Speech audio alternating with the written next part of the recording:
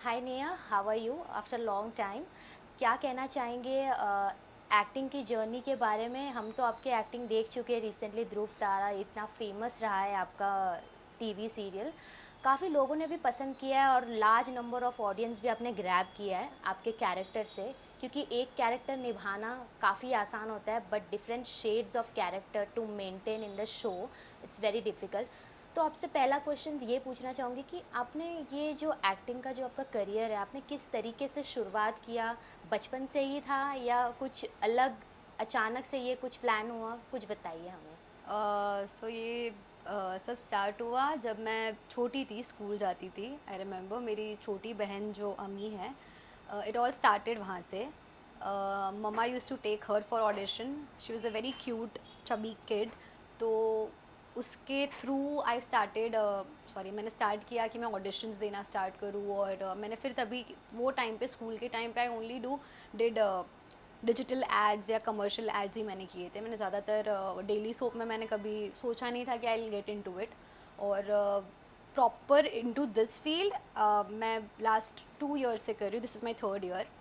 And मैंने कभी सोचा नहीं था कि मैं फुल टाइम एक्टिंग करूँगी या करना चाहती हूँ। बिकॉज ज़्यादातर मैंने, I was good in academics, so मैंने पढ़ाई में ज़्यादा स्कोरिंग किया, या I was into studies. I did my commerce from Mithibai. And उसके बाद कोविड हो गया। एंड कोविड के टाइम पे आई वॉज थिंकिंग कि मैं कौन सा कोर्स लूँ स्टडीज़ के लिए, फर्दर स्टडीज़ के लिए। तो I took investment banking. But again online I was not comfortable, तो मैंने ऑफलाइन पढ़ने के लिए वेट किया। और उस वेटिंग के दौरान ही I started giving auditions for daily सो। तो सीरियल्स और शो के लिए ऑडिशन देने लगी, और धीरे धीरे आई started giving audition, and I started getting work also.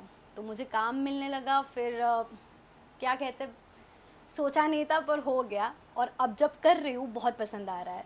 So I want कि मैं ऐसे ही एंटरटेन करती रहूँ और ऐसे ही काम करती रहूँ जो मुझे पसंद है। बिकॉज़ मैं 100% देना चाहती हूँ इस फील्ड में अब। और मुझे बहुत पसंद है यहाँ काम करना। ओके। जैसे कि आपने कहा कोविड के बाद से सडन चेंज आया लाइफ में, या तो ध्रुव तारा जो सीरियल है, जब हम्म फर्स्ट टाइम आपको अप्रोच हुआ, एक होता है ना कि हम एक्टिंग करते हैं तो हमें इस कैरेक्टर में ज़्यादा हम कर सकते हैं, हमारा कोई फेवरेट कैरेक्टर होता है। हम्म तो आपके कैरेक्टर के बारे में बताइए कि आपने उस तरीके को बखूबी निभाया है, नो डाउट हमने देखा भी है। बट कैसा लगा? अभी ओवरऑल सब हो चुका है तो कैसा एक्सपीरियंस रहा? सेट पे कौन अच्छे आपके दोस्त बने? कितना कुछ, किससे क्या क्या सीखने मिला? सेट का माहौल कैसा था, हमें बताइए। अ, जब मैंने ध्रुव तारा का ऑडिशन दिया था, सो वो after my Raj Mahal show, मैंने ध्रुव तारा के लिए भी ऑडिशन दिया था। आई वॉज लुकिंग फॉरवर्ड कि मैं लीड करूँ।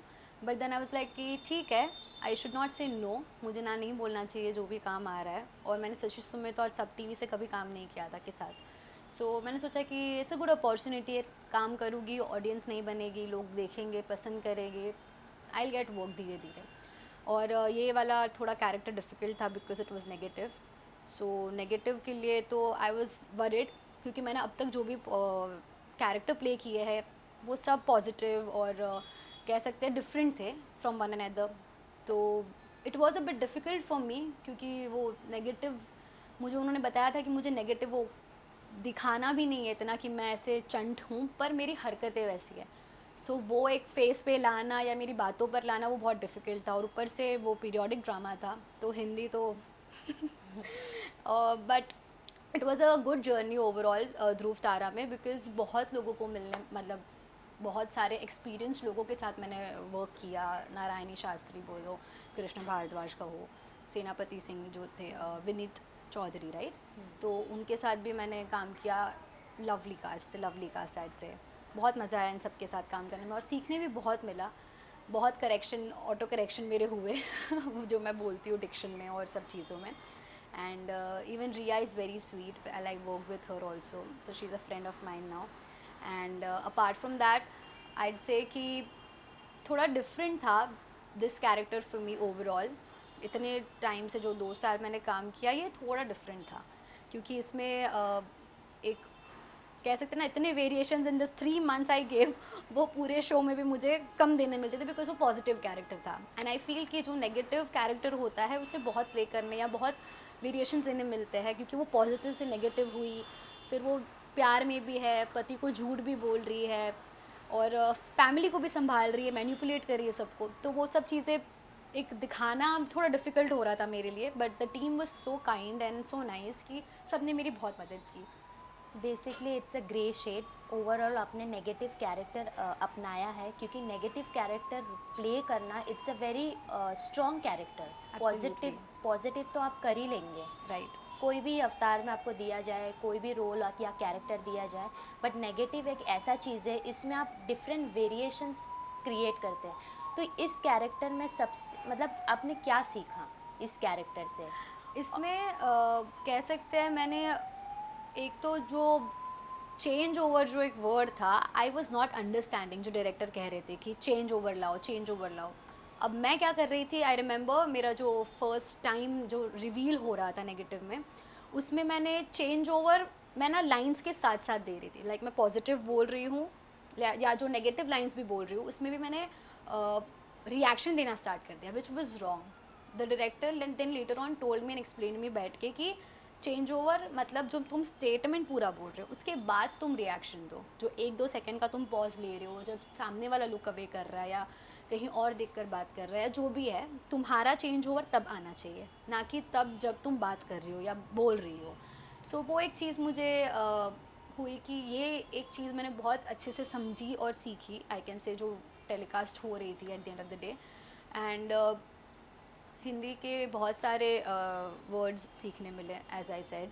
तो हर time I have a diary where and I write all the strong Hindi words कि कल सुबह कभी भी हो तो आई कैन रिवाइज देम और मैं अच्छा कर सकूँ दूसरे शो या दूसरे कैरेक्टर के लिए।